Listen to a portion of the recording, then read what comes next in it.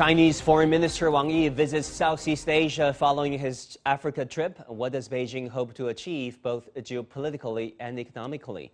And Donald Trump became the only president in U.S. history to be impeached twice.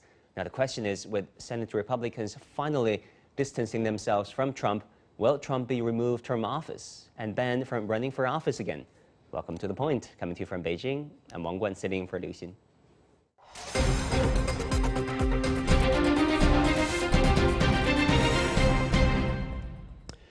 Chinese State Councilor and Foreign Minister Wang Yi has been visiting 4 Southeast Asian countries since January the 11th.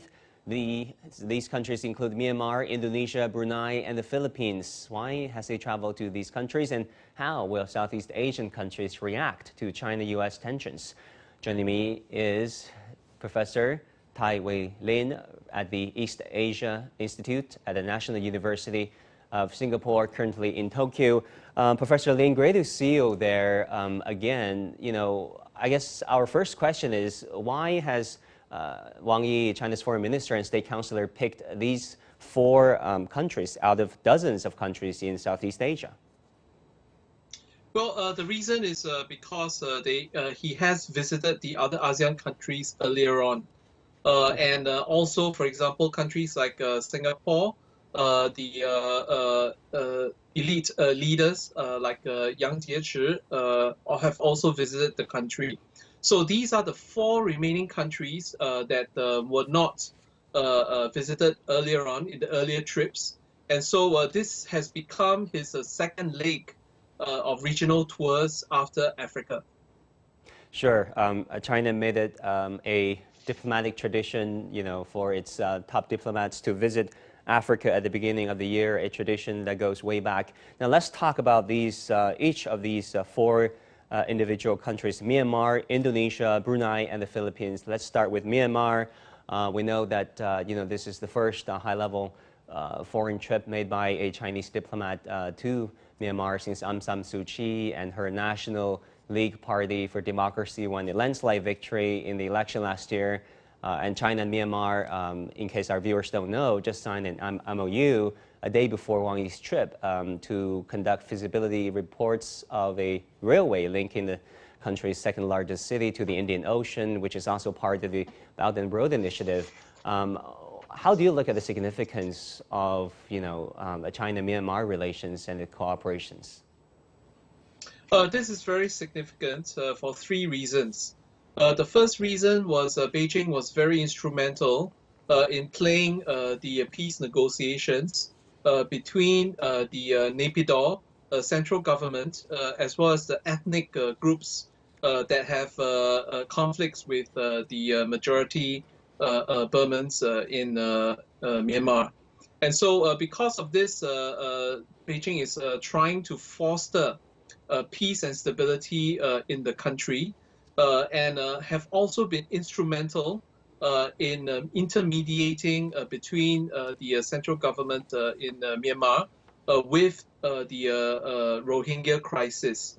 Beijing's hope is that it can play a role in trying to resolve some of the conflicts between this ethnic group, a lot of whom had to flee Myanmar into neighboring Bangladesh. Some even made it down to Southeast Asia, island Southeast Asia, maritime Southeast Asia, like the coast of Malaysia. And so Beijing hopes that they can play a role in sort of alleviating this crisis and allowing Myanmar to have political stability. The other reason is, of course, on everyone's mind, which is COVID-19 coronavirus pandemic. The Chinese have mentioned to their Myanmarese counterpart that the first batch of coronavirus vaccine will be made free. So this is part of the Beijing's outreach to Southeast Asia, centered on the vaccines. And the third important reason is, as you have mentioned, this is actually the first time that he visits Myanmar after the victory of State Councilor Aung San Suu Kyi, and he has met with the president, Aung San Suu Kyi herself, and also met with the Chief of Army in Naypyidaw. And so because of this, this is kind of like a familiarization, a tour and trip between Foreign Minister, State Councillor Wang Yi with the elite leaders of Myanmar. And so this will allow the two sides to have a familiarity with each other, particularly after the election, as you have mentioned. So because of these three reasons, this is a very significant trip. Right, let's talk about the Philippines. Obviously, Beijing and Manila had a very interesting and complicated relationship if you look back for the past 10 years. Of course, there was this well-known South China Sea arbitration where both sides had territorial disputes. They're the main claimants to this dispute.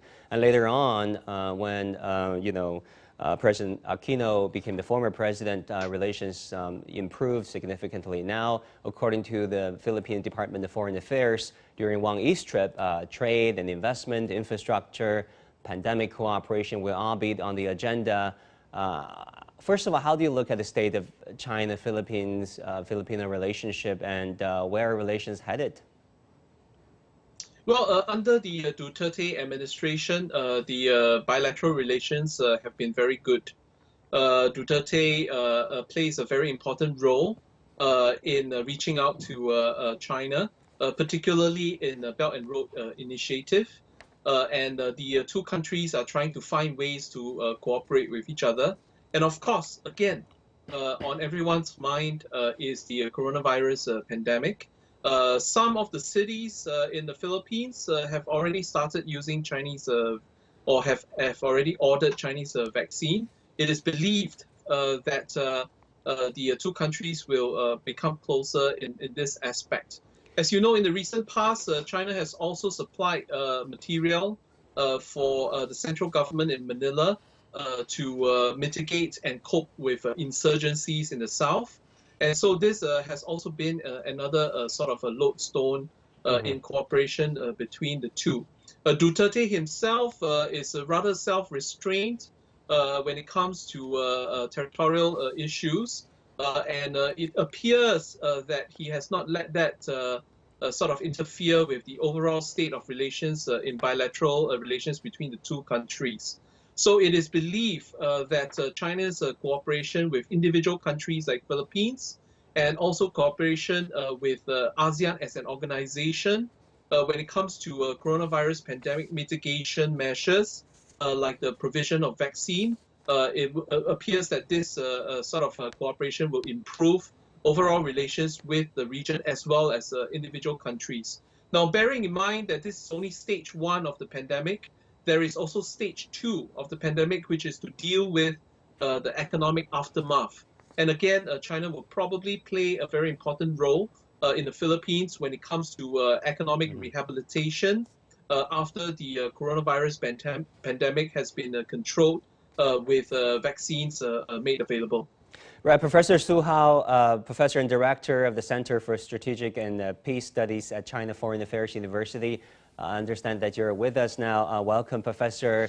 To the point, I want to ask you about the significance of Foreign Minister Wang Yi's trip. Apparently, he chose Southeast Asia, and namely Myanmar, Indonesia, Brunei, and the Philippines as his second stop, of the new year, right after Africa. Why do you think, China's senior diplomat did that? Yeah, that's right. Actually, almost in Chinese diplomacy, at the beginning of the year, so Chinese senior officer, senior leader like the State Councillors Wang Yi pays a visit to some other developing countries like Africa, Asia. So this month, just a few days ago, when Wang Yi came back from Africa, so he just stayed in Beijing for 1 day and then take the trip to Southeast Asia. So that we can see that by this way, Chinese diplomacy also very much active in the developing world. So Southeast Asia, we know it is the cornerstone of Chinese foreign policy, in particular in Asia policy. So Wang Yi chose the Southeast Asian country to be their target for our diplomacy. So that means we are pay much importance on the country in Southeast Asia regarding our bilateral relations and multilateral relations. Actually, this time we choose 4 countries in Southeast Asia, like Myanmar, Indonesia, Brunei, and the Philippines. Because just 2 months ago, Wang Yi already visited some other countries in Southeast Asia, like Cambodia, Singapore, or some other, Malaysia, some other countries, right? So you can see that just in the past 3 months, so Chinese foreign visit already covers almost all the countries in Southeast Asia. So we can see that the country in Southeast Asia is will still take the important role in the scope of Chinese foreign policy. Right. And how, Professor Su, how do you look at the, some of the Western narratives surrounding China's trip to these Southeast Asian nations? For example, CNN said on January the 10th that China is using vaccine diplomacy to restore its reputation and position itself as part of the solution rather than the cause of the pandemic. There has also been talks about, China-U.S. making Southeast Asia a new battleground for, their influence campaigns. Well, from Western point of view, Southeast Asia is real strategic, competing fields for the 2 countries, China and the United States. But from Chinese officials' assessment, so we have our own logic to manage our own neighboring diplomacy. So which is? Southeast Asia. It's real the Chinese, most important areas for implementation of Chinese neighboring diplomacy. So we do not care whether or not United States is present in or not. Of course, as a matter of fact, United States would like to take the Southeast Asia as some kind of leverage or even the battlefields to compete with China. But from China side, we have our own logic. So we have not the intention to compete with the United States, but we just based upon our foreign policy logic to manage our own relation with our Southeast Asian neighbors. In particular, we are, close bordering neighbors or maritime neighbor. So when China keeps our peaceful and stabilized environment around China, so Southeast Asia is very much important. So we just take our own foreign policy logic to manage our own relation with countries in Southeast Asia. Right. I'm afraid that's all the time we have. Many thanks to Su Hao and Tai Weilin. Thank you both